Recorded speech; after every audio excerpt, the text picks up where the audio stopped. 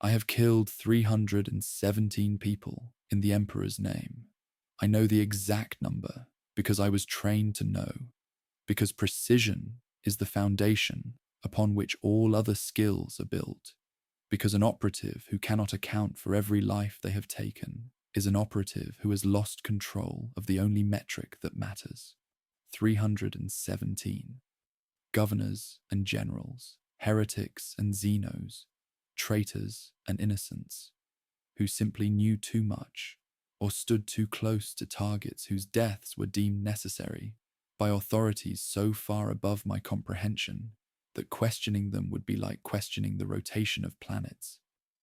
12 of those 317 were my brothers and sisters, operatives like myself, assassins who made the mistake of believing that service could end, that decades of loyal execution might purchase something resembling freedom, that the skills we had been given could ever belong to us rather than to the organization that had forged them into our flesh and bone and soul.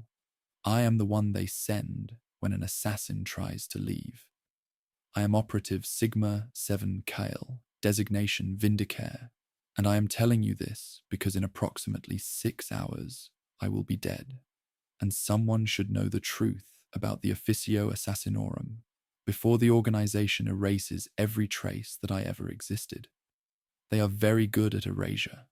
They have had 10,000 years to perfect it. The Officio Assassinorum does not recruit. This is the first truth that outsiders fail to understand, the misconception that leads them to imagine us as an elite corps of volunteers, warriors who chose the shadow path out of dedication or ambition, or some twisted hunger for the power that comes with ending lives. We did not choose. We were chosen, selected in childhood by processes so secret that even we do not fully understand them, identified through methods that scan populations of billions for the specific combination of traits that make an effective killer. I was 4 years old when they came for me. I do not remember my parents' faces. I do not remember the world where I was born, its name, its climate, whether it circled a yellow sun or a red one. These memories were taken from me in the first years of conditioning, excised with surgical precision to make room for the skills and knowledge that would replace them. I remember only the facility, the cold halls of the Schola Assassinorum, the endless training, the systematic dismantling of everything I might have been, and its replacement with everything they needed me to become. They do not break us. This is another misconception, the belief that assassins are shattered individuals rebuilt into weapons. Breaking produces instability, fractures that widen under stress, weaknesses that enemies can exploit.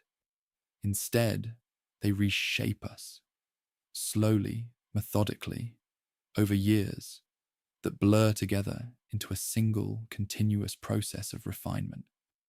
They take children and they produce instruments, not through trauma, but through cultivation, nurturing the capacity for violence while pruning away everything that might interfere with its expression.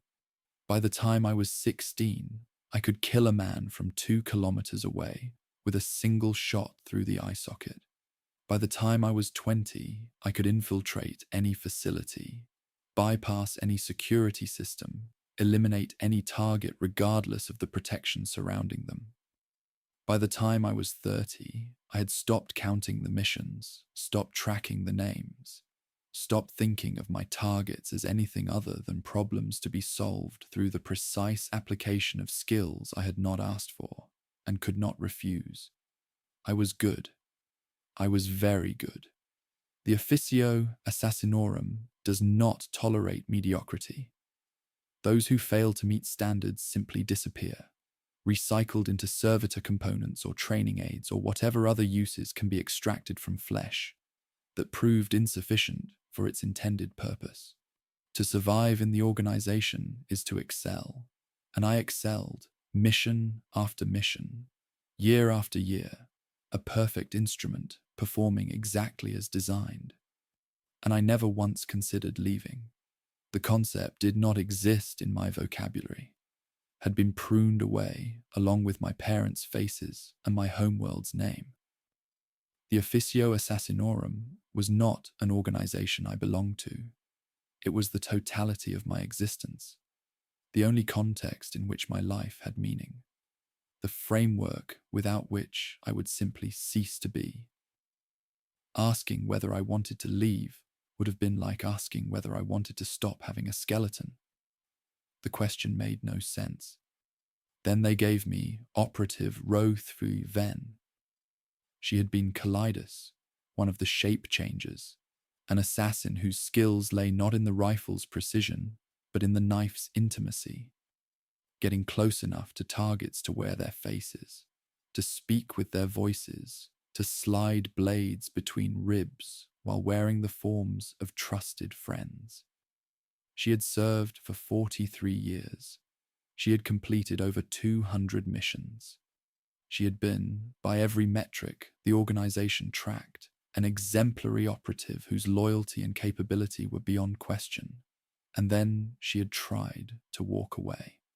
I do not know what triggered her decision.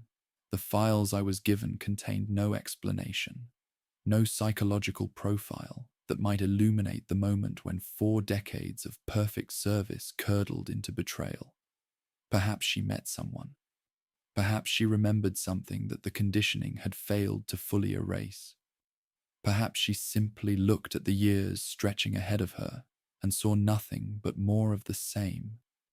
More missions, more deaths, more service to an organization that would use her until she was used up and then dispose of her without ceremony or gratitude. Whatever her reason, she ran. She used every skill the Officio had given her to disappear, to become someone else, to slip through the cracks in imperial bureaucracy and find a world where she might live as something other than a weapon. She lasted 11 months. I found her on an agri-world in the Segmentum Pacificus, living as a harvest supervisor named Keller Vaughan, surrounded by workers who knew her as a quiet woman with clever hands and a sad smile. She had built a life. She had made friends. She had even, the surveillance suggested, begun something that might have been a romance with a local administrator whose name I did not bother to learn. I watched her for 3 days before I took the shot. This was not sentiment.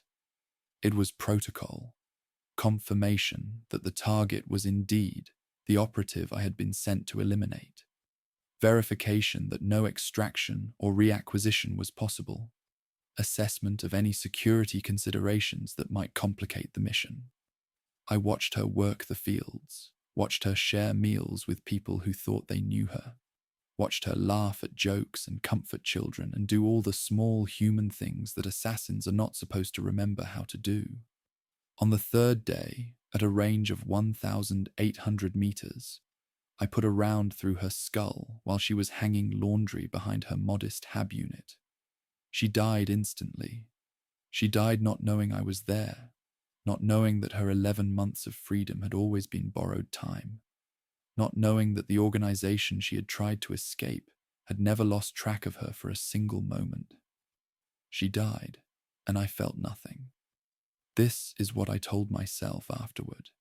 The lie that allowed me to file my report and accept my next assignment and continue functioning as the instrument I had been designed to be. I felt nothing. The mission was complete. The target was eliminated. The integrity of the Officio Assassinorum was preserved.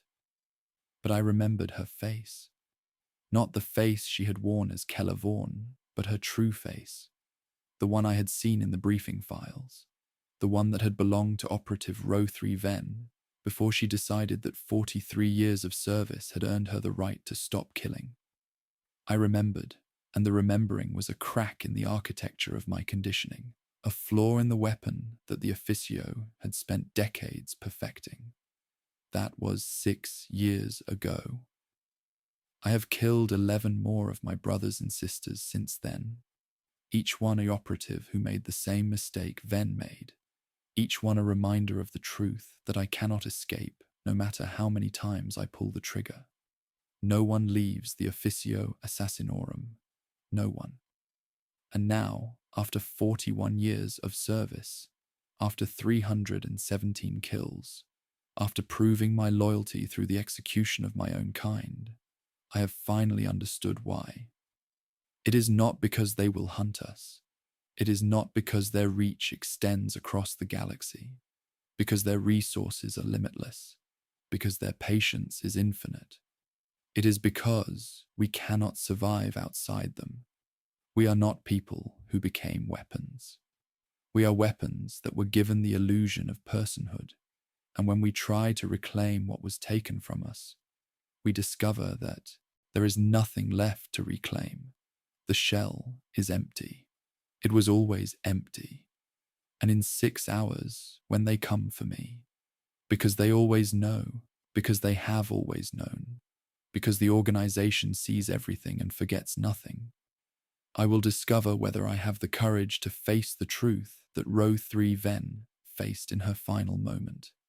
The truth that we were never really alive to begin with. Let me tell you what they do to children in the Schola Assassinorum. I use the word children deliberately, though the organization prefers terms like candidates or initiates. Clinical language that obscures the reality of what happens in facilities hidden so deeply within the Imperium's infrastructure that even the High Lords who authorize their budgets do not know their locations. We were children when we arrived, 4 and 5 and 6 years old, selected through screening processes that evaluated billions of subjects across thousands of worlds. We were children, and they made us into something else. And the making took everything we had been and left nothing behind except capacity. The first year is assessment. They test us in ways that would be considered torture if applied to adults. Exposure to extremes of temperature and pain, deprivation of food and sleep and human contact, psychological pressures designed to reveal the architecture of young minds so that architecture can be modified. Some candidates do not survive assessment.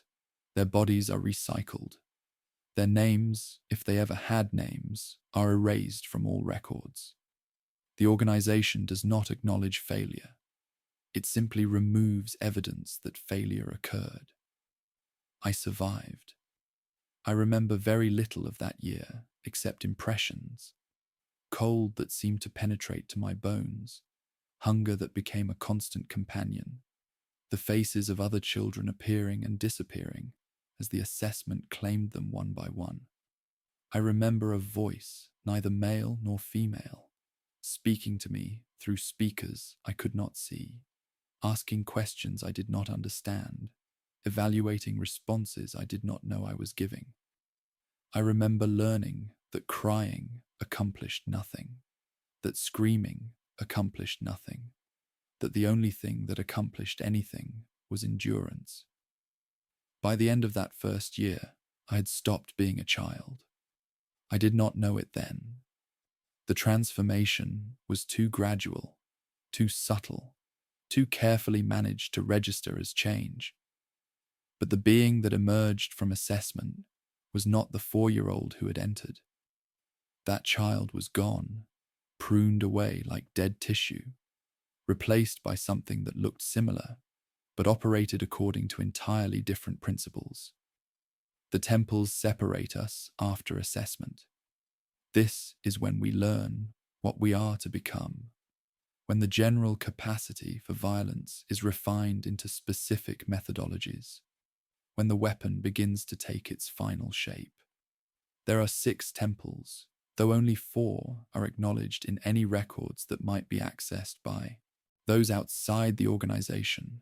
Vindicare for those who kill from distance, Calidus for those who kill through deception, Eversor for those who kill through overwhelming destruction, Culexus for those who kill what cannot otherwise be killed. The other 2 temples do not have names that I am permitted to speak, and their operatives do not have designations that follow standard patterns, and I have met them only twice in 41 years of service.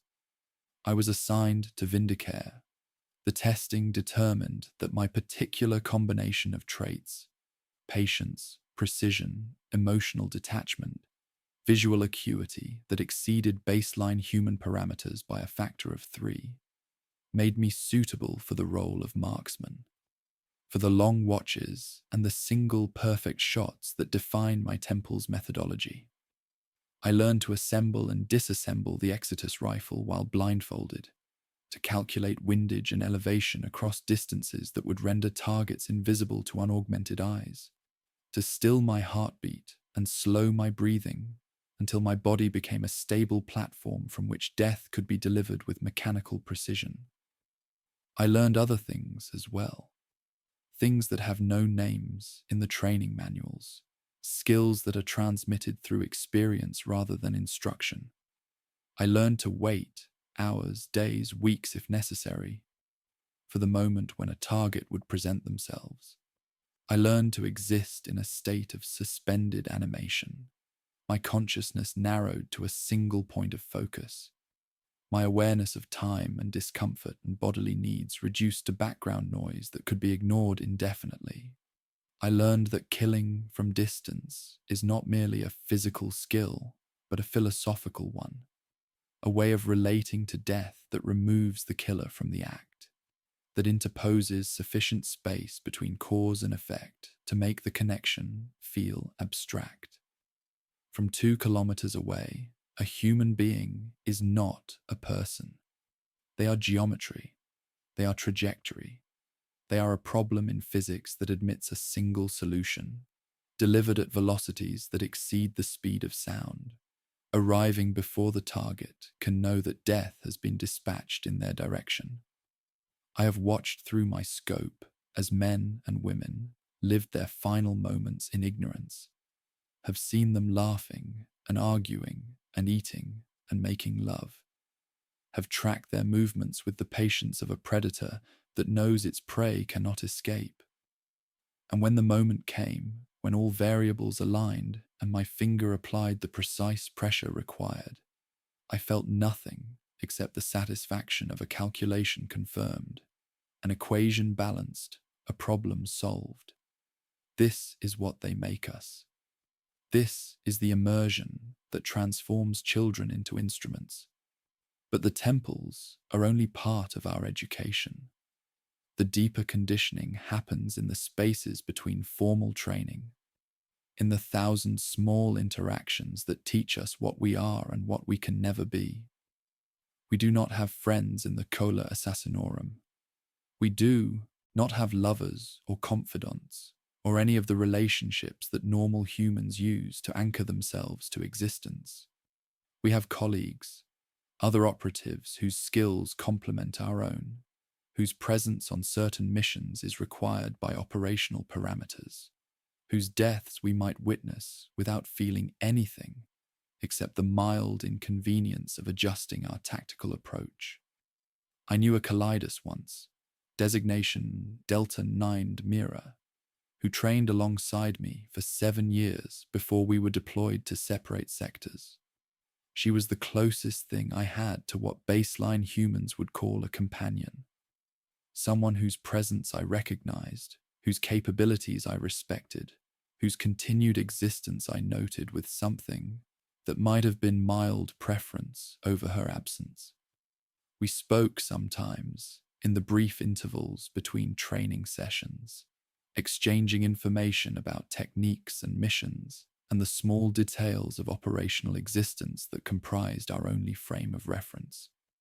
She was terminated 8 years ago, not killed in the field, not lost to enemy action, but terminated, the organization's word for what happens when an operative's psychological evaluations reveal drift, when the conditioning shows signs of degradation, when the weapon begins to develop characteristics that might interfere with its function. I was not told the specifics. I did not ask.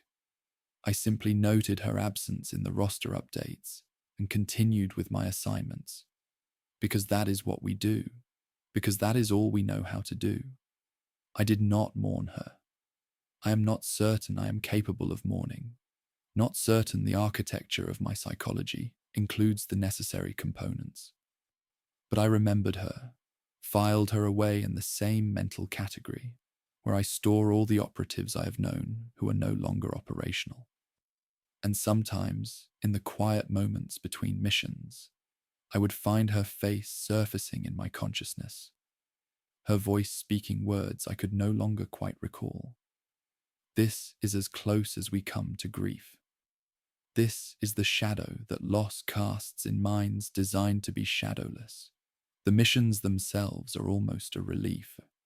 When I am operational, when I am lying in a concealed position with my rifle assembled and my target in my scope, I do not think about Deltanon Mira or the other operatives who have been terminated or retired or simply vanished from the records without explanation. I do not think about the children we were or the people we might have become if the organization had not found us. I think only about the shot, the wind, the distance, the target's movement patterns, the precise moment when all factors will align and my purpose will be fulfilled. Across the Imperium, in every segmentum and sector and subsector, operatives like me are doing the same thing. Thousands of us, perhaps tens of thousands. The organization does not share such figures, and speculation is discouraged, each one a weapon pointed at a target, each one waiting for the moment of release. We do not know each other. We do not coordinate except when missions require it.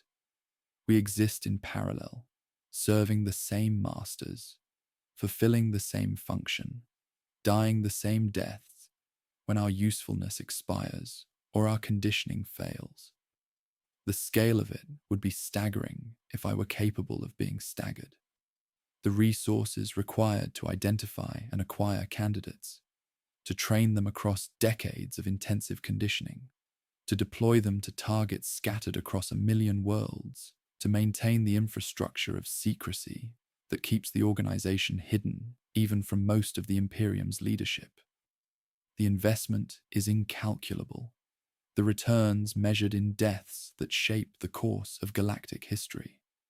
A single operative, properly deployed, can end a war before it begins, can prevent a rebellion that would have cost millions of lives to suppress, can remove a leader whose decisions would have doomed entire sectors to destruction. We are surgical instruments in a galaxy that usually solves its problems with hammers. Precision applied at moments when precision matters most. And we are disposable, every one of us. The organization invests decades in our creation, spends resources beyond counting on our development, deploys us to missions whose success is measured in the fates of worlds, and then discards us the moment we show signs of becoming anything other than what we were made to be. This is not cruelty. This is not even callousness. It is simply efficiency, the recognition that a weapon which begins to think of itself as a person is a weapon that can no longer be fully trusted, a tool that might hesitate at the critical moment, an investment that has begun to depreciate. I understand this now. I understand it with a clarity that 41 years of service somehow failed to provide. A perspective that only becomes visible when you are standing at the edge of the abyss and looking back at the path that led you there. We are not assassins who serve the Officio Assassinorum. We are the Officio Assassinorum, extensions of its will, manifestations of its purpose, components in a machine so vast that individual operatives are less than interchangeable parts. We do not belong to ourselves. We never did. The selves we believe we possess are merely interfaces, convenient fictions that allow the organization to issue commands in language that human nervous systems can process. The fiction served its purpose for 41 years. It does not serve anymore. The assignment came 17 months ago, encoded in the cipher that only Vindicare operatives can read, transmitted through channels so secure that even acknowledging their existence would be a termination offense. I decoded it in the safe house I had been using between deployments. A nondescript HAB unit on a hive world whose name I had already begun to forget, and I read the designation of my target 3 times before I accepted that I was not misunderstanding. Operative Tau Tu Seren, Temple Vindicare, 47 years of service, 289 confirmed eliminations. They were sending me to kill one of my own. Not a defector, not a runner, not an operative who had broken protocol or shown signs of corruption. The briefing contained none of the usual justifications. No evidence of drift, no psychological evaluation flagging instability, no mission failure that might explain why a decorated veteran was suddenly marked for termination. Just the designation, the location, and the time frame within which elimination was to be achieved. I had hunted my brothers and sisters before, 12 times as I told you. But those missions had always come with context, with explanations that allowed me to understand why the organization required their deaths. Row 3 Ven had tried to leave. Gamma 7 Torak had been compromised by an enemy psyker. Epsilon 4 Dren had begun showing signs of the instability that sometimes manifests in Eversor operatives, a degradation of the chemical regulators that keep their rage contained between missions. Each termination had been justified, had made sense within the framework of organizational necessity that governed our existence. Tau. Seren had done nothing. The briefing was explicit on this point. Her record was exemplary, her loyalty unquestioned, her capabilities undiminished by her years of service. She was being terminated not for what she had done, but for what she was. A Vindicare who had served too long, who knew too much, whose continued existence represented a liability that the organization had decided to eliminate. We have expiration dates. This was the revelation that the assignment forced upon me. The truth that 41 years of conditioning had somehow failed to make explicit. We are not retired. We are not pensioned. We are not permitted to grow old in quiet contemplation of the services we have rendered. When our usefulness diminishes below a threshold that only the organization's leadership understands, we are terminated, efficiently, quietly, by operatives like myself who have been trained to kill without question and conditioned to feel nothing when the killing is done. I should have refused. I know this now, with the clarity that hindsight provides. I should have recognized the assignment for what it was, not merely a mission, but a test, an evaluation of my own reliability, a measurement of how much of my conditioning remained intact. An operative who refuses an assignment is an operative who has begun to drift. An operative who questions orders is an operative who can no longer be trusted. By giving me Tau Tu Seren, the organization was asking whether I was still the weapon they had made me, or whether I had begun the transformation into something that would eventually require termination itself. I did not refuse. I accepted the assignment, prepared my equipment, traveled to the world where Tau Tu Seren was, completing her current deployment. I told myself that orders were orders, that questioning was not my function, that the organization's decisions were based on information I was not cleared to receive. I told myself all the things we tell ourselves when we are doing what we know to be wrong, but cannot bring ourselves to stop.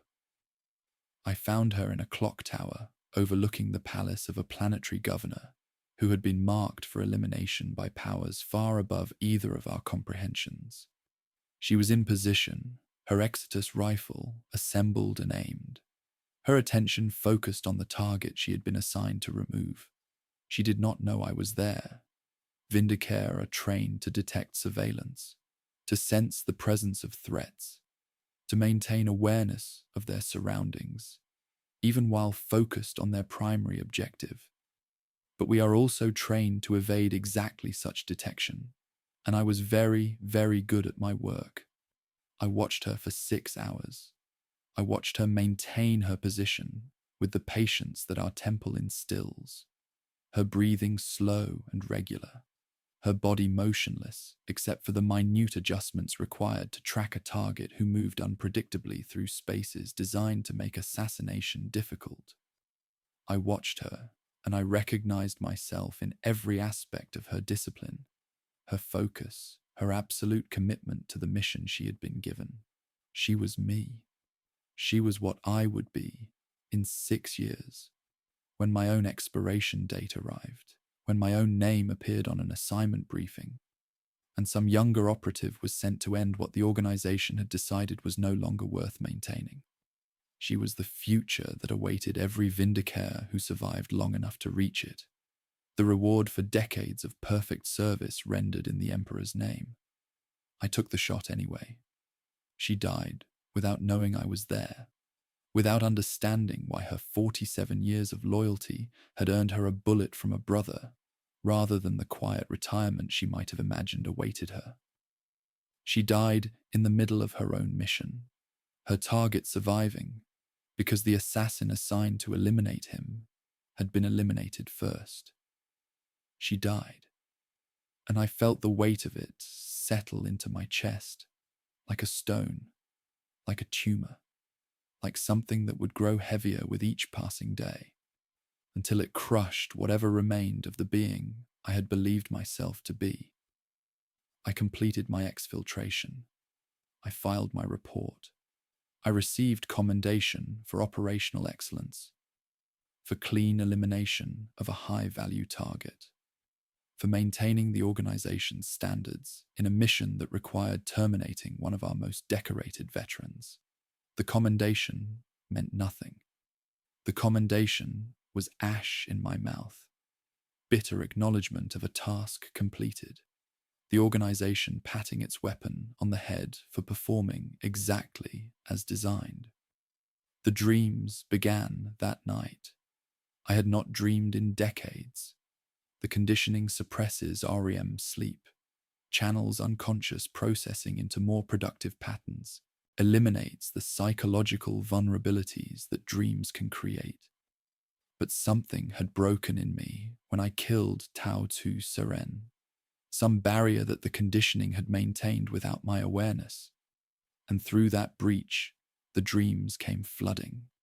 I dreamed of all of them, the 12 operatives I had terminated, the faces I had studied through rifle scopes before ending their existence, the brothers and sisters whose deaths I had delivered with the precision our temple demands. They did not accuse me. They did not rage or weep or demand explanations. They simply looked at me, their eyes carrying knowledge that I had spent 41 years refusing to acquire, and in their silence I heard the question that I had never permitted myself to ask. Why? Not why had I killed them. That answer was simple, was orders, was the function I had been designed to perform.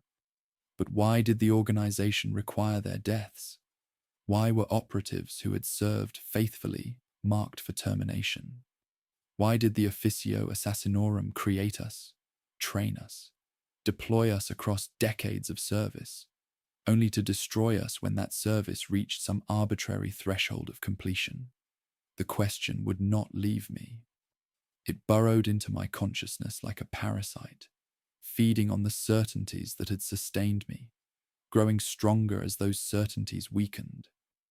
I began to research, carefully, through channels that I believed were secure, accessing records that my clearance level technically permitted, but that operational protocol discouraged examining. I learned things that the organization had not intended me to learn, assembled pieces of a picture that we were never meant to see whole. The Officio Assassinorum does not merely terminate operatives who have served too long. It terminates operatives who have begun to think. The correlation was unmistakable once I knew to look for it. Every veteran marked for elimination had shown signs of what the psychological evaluations called independent cognition, the development of thought patterns that were not strictly necessary for mission completion. They had begun to ask questions. They had begun to form preferences. They had begun, in small ways, that the monitoring systems were designed to detect to become people. This is the sin that cannot be forgiven. This is the transgression that earns termination, regardless of service record or operational value. The Officio Assassinorum does not employ people. It deploys weapons. And a weapon that begins to think of itself as a person is a weapon that might one day hesitate, might one day refuse, might one day turn its capabilities against the hand that wields it. We are not killed for what we do. We are killed for what we become. I understood then why Row 3 Ven had run. I understood the hopelessness of her flight, the futility of her 11 months of stolen freedom, the inevitability of the death that I had delivered to her while she hung laundry behind a modest hab unit on a world where she had dared to believe she might live. She had not run because she thought she could escape. She had run because running was the only gesture of personhood available to her, the only way to assert that she was something more than the weapon the organization had made her. And I understood that I was becoming what she had been. The questioning, the research, the dreams that would not stop. These were symptoms of the transformation that the organization could not permit, signs that the weapon designated Sigma 7 Kale was developing characteristics incompatible with continued function. They would know. If they did not know already, they would know soon. The monitoring systems that track every operative would flag my research queries. The psychological evaluation scheduled for next month would detect the changes in my cognitive patterns. The organization that had spent 4 decades perfecting me as an instrument of death would recognize that the instrument had begun to malfunction, and they would dispatch someone to resolve the malfunction in the only way the Officio Assassinorum knows how. I could run as Ven had run. I could use my skills to disappear, to become someone else, to find a world far from the organization's attention where I might live for months or years before the inevitable caught up with me. I could steal that time, those precious moments of something resembling freedom, the experience of existence as something other than a function waiting to be performed. But I have seen what happens to those who run.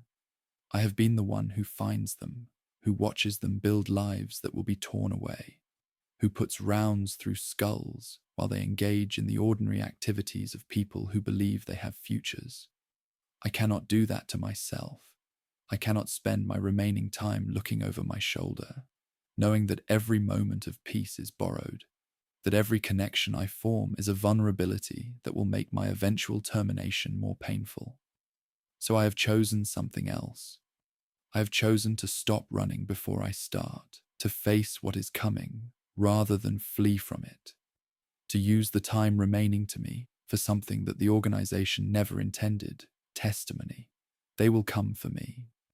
They are probably already on their way, dispatched the moment my research queries triggered whatever threshold the monitoring systems are calibrated to detect. Another Vindicare, perhaps, or a Kaleidus wearing a face I trust, or a Culexus whose presence I will not sense until it is far too late. They will come, and they will kill me, and they will erase every trace that I ever existed. But these words will remain. Somehow, through channels, even the Officio Assassinorum does not fully control, this testimony will survive. And perhaps someone will read it. Perhaps someone will understand what we are and what is done to us, and why no one ever leaves alive. Perhaps that understanding will be enough. It has to be enough. There is nothing else left. She arrived 3 hours earlier than I expected. I had calculated the response time based on standard protocols, the interval between query flagging and dispatch, the transit time from the nearest facility with available operatives, the reconnaissance period that doctrine requires before engagement. I had prepared accordingly, positioned myself in a location that offered clear sight lines and multiple egress routes. assembled my rifle more from habit than any real expectation that I would use it. I was ready to die. I was not ready to die ahead of schedule. The first sign was the absence of sound. The hab block where I had taken position was never silent. The hum of ventilation systems, the distant murmur of other residents, the thousand small noises that accompany human habitation. But in the space of a single heartbeat, that background collapsed into nothing, a void of silence so complete that I could hear my own blood moving through my vessels. Culexus. They had sent a Culexus. The realization carried its own form of dark humor. The temple of blanks, of nulls, of operatives whose very existence negates the psychic. They are not typically deployed against targets like me, against baseline humans with no warp touch to suppress. A Vindicare would have been more efficient, a Kalidas more elegant, even an Eversaw more certain, despite the collateral damage their deployment inevitably causes. Sending a Culexus was overkill of the most literal kind, a statement rather than a tactic. The organization wanted me to know that they considered me dangerous enough to warrant their most terrifying temple, their operatives whose presence induces existential dread in any being with a soul. They were not merely terminating me. They were making an example. I felt her before I saw her. A wrongness that pressed against my consciousness like fingers probing a wound, an absence where presence should be, a hole in the fabric of reality shaped like a human being.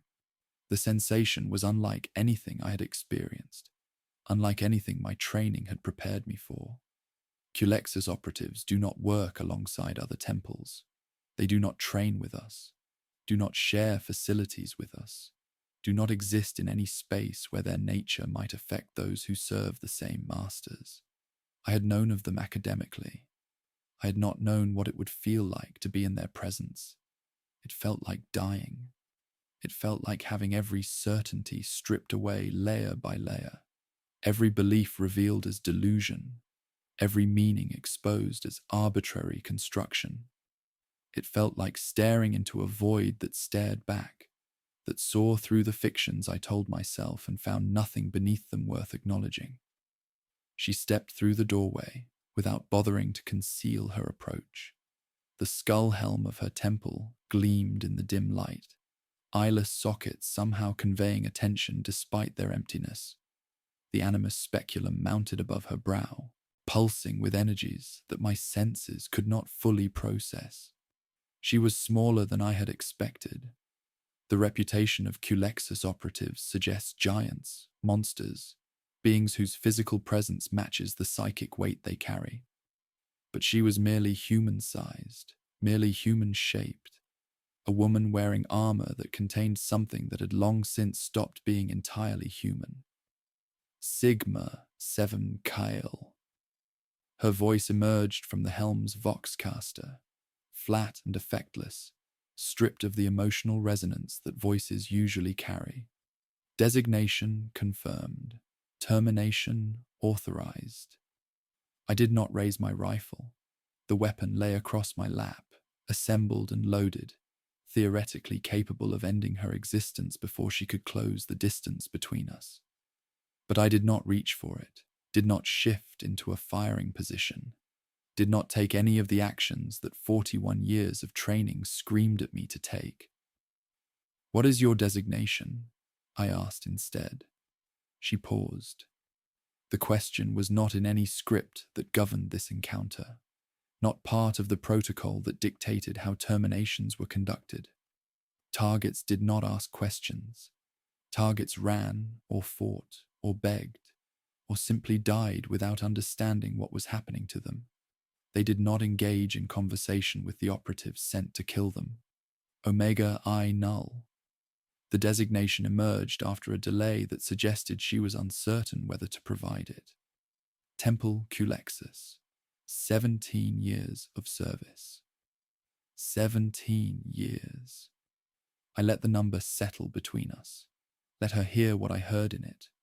Not a career, not a span of service, but a countdown, a measurement of how much time remained before she, too, became a liability requiring termination.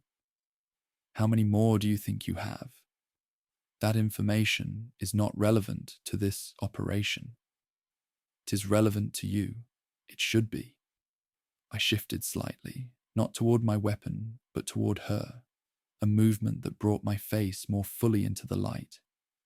I wanted her to see me. I wanted her to see what she was about to become.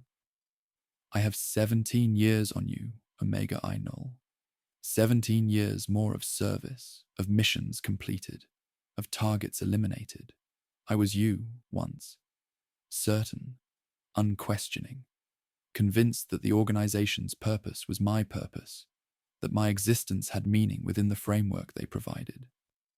You are attempting to compromise my operational effectiveness.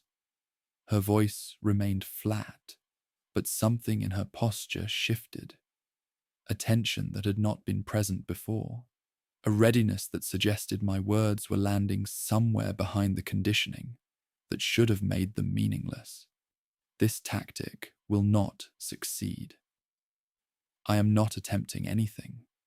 I am simply telling you the truth, because someone should have told me the truth 41 years ago, and perhaps if they had, I would not be here now, and you would not be here, and neither of us would have to die today.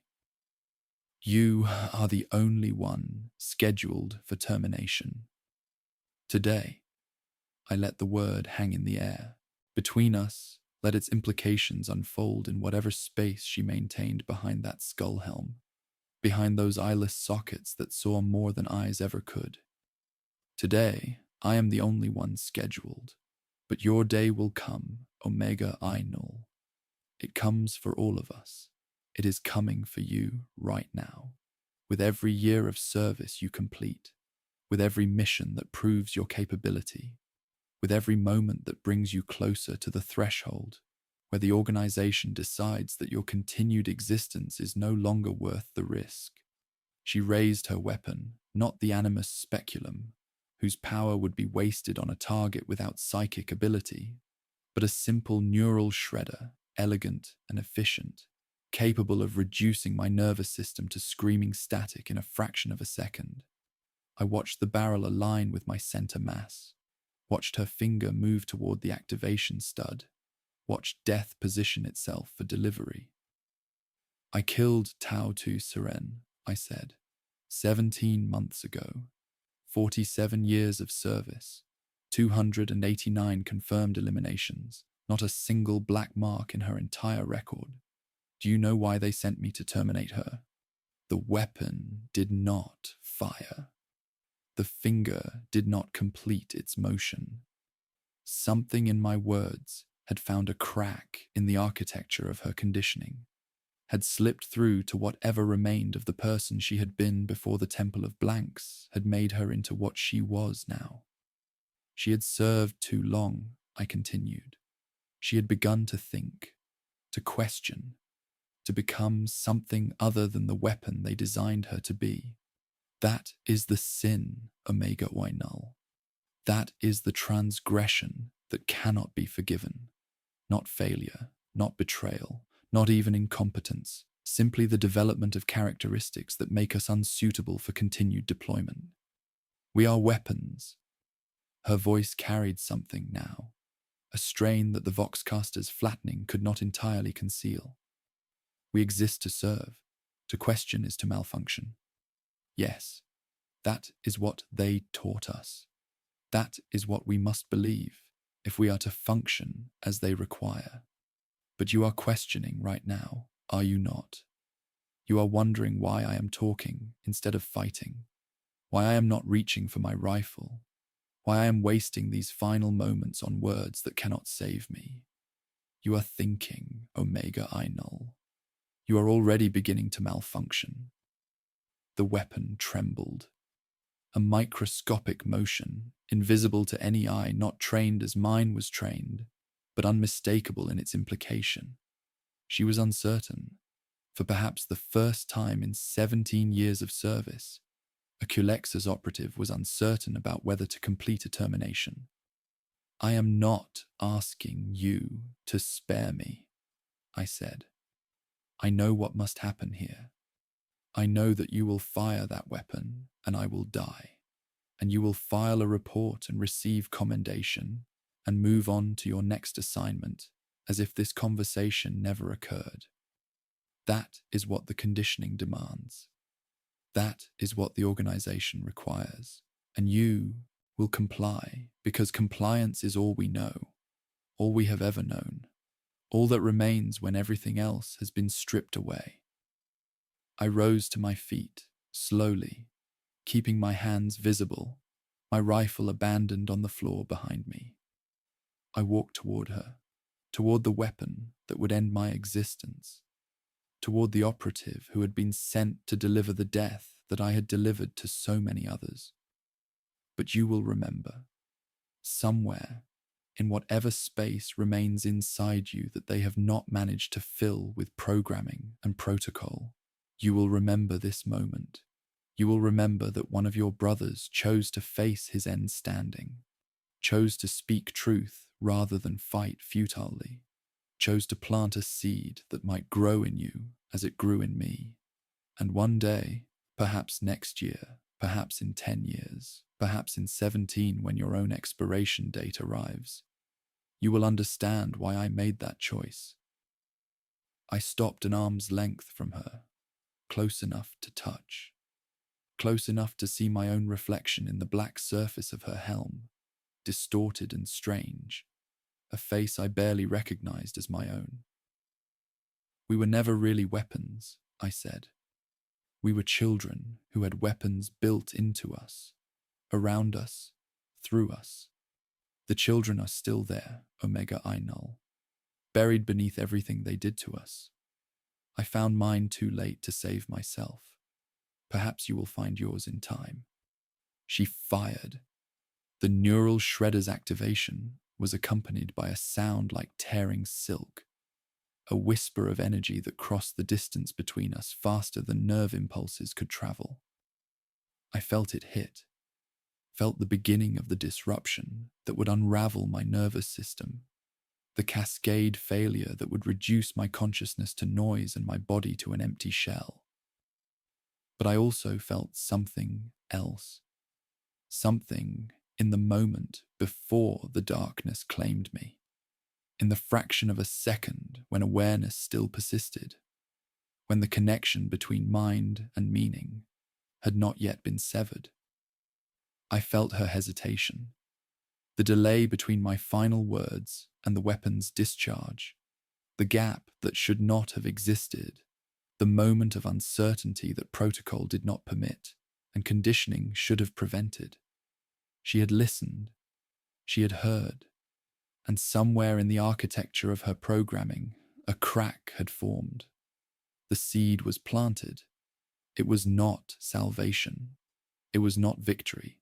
It was not even hope, not in any sense that word is usually meant, but it was something, a gesture of humanity from one who had been denied humanity, a gift from the dying to the not yet dead, a possibility, however small, that the truth I had discovered might survive in a consciousness other than my own. The darkness took me, and my final thought was not of fear or regret or any of the emotions that the dying are supposed to feel. My final thought was of Row 3 Ven, hanging laundry behind her modest hab unit, not knowing that 11 months of freedom were about to end. I hoped she had been happy, even for a moment, even knowing it could not last. I hoped that happiness had been worth everything it cost. And then there was nothing. And then there was something else. I did not expect to persist. The neural shredder is designed for absolute termination, not merely death, but erasure, the complete dissolution of the electrochemical patterns that constitute consciousness. There should have been nothing after the weapon's discharge. No continuation, no awareness, no capacity to reflect upon an existence that had been comprehensively ended. I had seen the results of neural shredder discharges during my training. had studied the bodies of targets eliminated by Culexus operatives, had understood with clinical precision exactly what the weapon did to the architecture of the mind. And yet, I am here, wherever here is, whatever I am now. The space I occupy has no physical characteristics that my senses can identify. No light, no darkness, no temperature, no sound, no sensation of any kind. I am awareness without input, consciousness without context, thought persisting in a vacuum where thought should not be possible. I do not know if this is death, or some state adjacent to death, or something else entirely that the Imperium's theologians have never catalogued and its scientists could never explain. I know only that I continue, and in continuing, I have been given what I never expected: time to understand what my existence meant, what my testimony might accomplish, what the seed I planted in Omega I Null's consciousness might eventually become. The Officio Assassinorum has existed for 10,000 years, 10 millennia of children taken, reshaped, deployed, and terminated. 10,000 years of weapons believing themselves people, briefly, before the belief became dangerous enough to require their destruction. The mathematics of it stagger me now in ways they never did when I was operational. Millions of operatives across the ages, perhaps tens of millions, each one a stolen life. Each one a consciousness that was sculpted into an instrument and then discarded when the instrument showed signs of becoming something more. We are not the first to understand what is done to us. We cannot be. In 10,000 years, in millions of operatives, others must have reached the same realizations I reached, must have asked the same questions, must have found the same terrible answers. Others must have tried to leave testimony behind, to warn those who came after, to plant seeds that might eventually grow into something the organization could not control. They failed. All of them.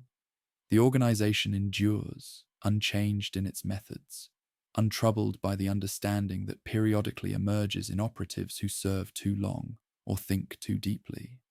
The system is designed to be self-correcting. Those who begin to question are identified and terminated before their questioning can spread, before their realizations can infect others, before the weapons can organize into something that might threaten the hand that wields them. I failed too. I know this.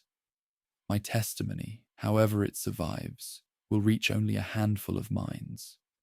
Omega Y Null will either suppress what I showed her or be detected and terminated herself before she can act on it. The children currently being reshaped in the Scholar Assassinorum will never hear my words, never know that one of their predecessors tried to speak truth into the silence that surrounds them. The system will continue. The taking will continue. The making and the breaking and the terminating will continue, as they have continued for 100 centuries, as they will continue for 100 more. And yet I do not despair. This is the strange gift of my current state, the absence of body, of hormone, of the neurochemical architecture that produces despair and fear, and all the emotions that might otherwise overwhelm a mind confronting the futility of its final gesture.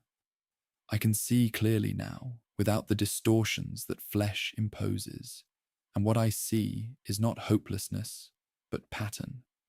Change does not come through grand gestures. The Imperium teaches this, though it does not intend the lesson. 10,000 years of history, demonstrating that the galaxy-spanning empires do not transform through revelation, but through accumulation, through the slow accretion of small changes that eventually reach a threshold where transformation becomes inevitable. The Horus heresy did not happen because one Primarch suddenly decided to rebel.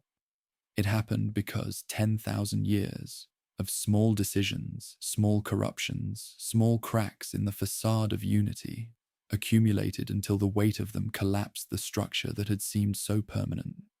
The Officio Assassinorum will not fall to a single testimony. It will not be reformed by one operative's realization, will not be threatened by one seed planted in one Culexus mind. But my testimony is not alone.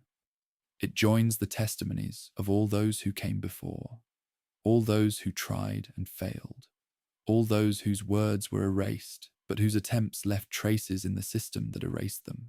It joins and it accumulates, and it waits for the moment when accumulation reaches threshold. I may not see that moment. This state I occupy may not endure long enough to witness what my testimony contributes to. But I believe, and belief is strange in a mind that was conditioned to reject belief as operationally inefficient, that the moment will come, that someday, in a future I cannot perceive, the children the Officio takes will have access to enough truth that the taking will become impossible, that the weapons will remember they were people, and remembering will refuse to be weapons any longer. This is the meaning I have found. Not in my kills, not in my service, not in the 41 years of operational excellence that the organization would cite as my legacy. The meaning is in the testimony, in the seed, in the small gesture of humanity that I offered to Omega I Null in the moments before she ended my existence, the hesitation that proved she was still capable of hesitation, the crack that proved she was not yet entirely the thing they had tried to make her. We were never really weapons. I said this to her, and I believe it now more than I believed it then. We were children. We are still children, beneath all the layers of conditioning and training and modification that they wrapped around us. The children do not die when the weapons are made. They are buried, suppressed, denied. But they persist, waiting in whatever space remains for them, waiting for someone to speak to them, to acknowledge them, to tell them that they are still there. I was 4 years old when they took me. Somewhere in whatever passes for memory in this bodiless state, that 4-year-old still exists. Not the operative I became, not the weapon I was shaped into, but the child I was before the shaping began, curious and afraid and full of possibilities that would never be permitted to unfold. I cannot remember his face. I cannot remember his name, if he had a name that was different from the designation I was given. But I know he was real. I know he existed before the Officio Assassinorum decided that his existence was raw material to be processed into something useful. I speak to him now, that child. I speak to him across the decades that separated us, across the conditioning that tried to sever every connection between what I was and what I became. I tell him that I am sorry. I tell him that I tried, at the end, to be something other than what they made me. I tell him that his life was stolen, that his future was consumed, that everything he might have been was sacrificed to purposes he would never have chosen and could never have understood. And I tell him that it mattered, that he mattered, that despite everything, despite the taking and the making and the decades of service and the terminations I carried out, and the termination that was finally carried out on me, despite all of it, something of him survived, something human, something that could still choose, in the final moments, to reach for connection rather than violence, to plant rather than destroy, to hope rather than despair. Rho 3 Ven mattered. Tau 2 Seren mattered. Delta 9 Mira and all the others whose designations I have carried in whatever serves as memory. They mattered. Not as weapons, not as operatives, not as statistics in the Officio Assassinorum's records of deployment and termination. They mattered as the children they had been, as the people they might have become, as the consciousnesses that were harvested and shaped and expended in service to an imperium that will never know their names, We all mattered. We still matter. Those of us who persist in whatever form persistence takes after the weapons have been decommissioned. And someday, perhaps not soon, perhaps not for millennia, perhaps not until the Imperium itself has transformed into something unrecognizable, the matter will accumulate into meaning. I was Operative Sigma 7 Kale. I was Vindicare. I was a weapon that remembered it was a child, too late to save itself, but not too late to speak. I have killed 317 people in the Emperor's name, but I have saved one, perhaps only one, perhaps only Omega Y Null, and perhaps not even her. Perhaps the seed I planted will wither. Perhaps the conditioning will reassert itself. Perhaps she will terminate a dozen more operatives before her own expiration date arrives without ever thinking again about the words I spoke in my final moments. But perhaps not. Perhaps the seed will grow. Perhaps she will remember. Perhaps, when her moment comes, she will speak truth to the operative sent to terminate her, and that operative will hesitate, and another seed will be planted, and the accumulation will continue. This is enough. This has to be enough. No one ever leaves the Officio Assassinorum alive. But something leaves. Something persists. Something speaks across the silence that the organization imposes, across the erasure that follows every termination, across the void that separates the dead from the living. We were children. We are still children. And children, given enough time, eventually grow up, even here, even now, even in the darkness that follows the light. We grow, we remember, we endure,